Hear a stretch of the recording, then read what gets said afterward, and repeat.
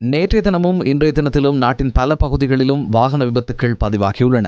மீமுறைக்கு சுற்றுலா சென்ற சிலர் நேற்று பிற்பகல் விபத்துக்கு முகம் கொடுத்த போது அதில் 4 பலியாகியுள்ளனர். உயிரிழந்தவர்களில் 3 பெண்களும் உள்ளடங்குகின்றனர். மேலும் 2 காயமடைந்த நிலையில் வைத்தியசாலையில் அனுமதிக்கப்பட்டுள்ளனர். மீரிகம பகுதியிலிருந்து மீமுறைக்கு சுற்றுலா சென்றவர்களை இவ்வாறு விபத்துக்கு முகம் கொடுத்துள்ளனர். அவர்கள் பயணித்த வேன் வளைவொன்றில் கவிழ்ந்து விபத்துக்குள்ளாகியுள்ளது.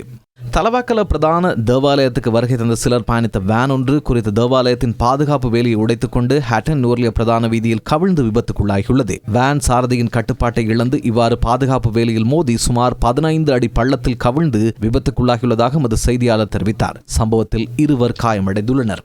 நாரமல கிரிவுள்ள வீதியில் மோட்டார் வண்டி ஒன்றும் பஸ் ஒன்றும் மோதி விபத்துக்குள்ளானதில் 3 பேர் பலியாகியுள்ளனர். 38 வயது சாரதி 9 மற்றும் 11 மாதங்களே ஆன சிசுக்களும் சம்பவத்தில் உயிரிழந்துள்ளன. சாரதியின் கட்டுப்பாட்டை இழந்த மோட்டார் வண்டி வீதியின் வலது பக்கம் இழுத்துச் செல்லப்பட்டு எதிரே வந்த பஸ்ஸுடன் மோதியதில் விபத்து இடம்பெற்றுள்ளது. இதில் பஸ் வண்டியின் சாரதியும் நடத்துனரும் காயமடைந்துள்ளனர்.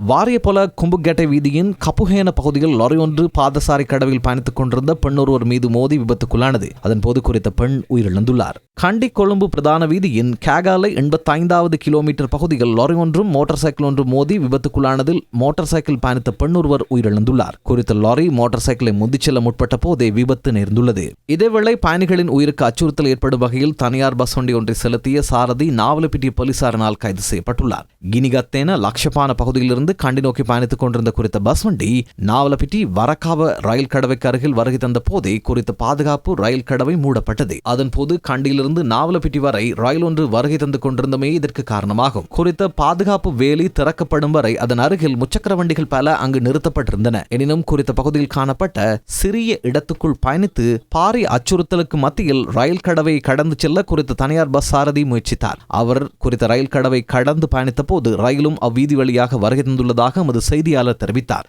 சம்பவம் தொடர்பில் குறித்த ரயில்வே கடவையின் பாதுகாவலர் நாவலப்பிட்டிய போலீசாருக்கு முறைப்பாடு அளித்தார். சாரதியை கைது செய்த போலீசார் அவரை பிணையில் விடுவித்துள்ளனர்.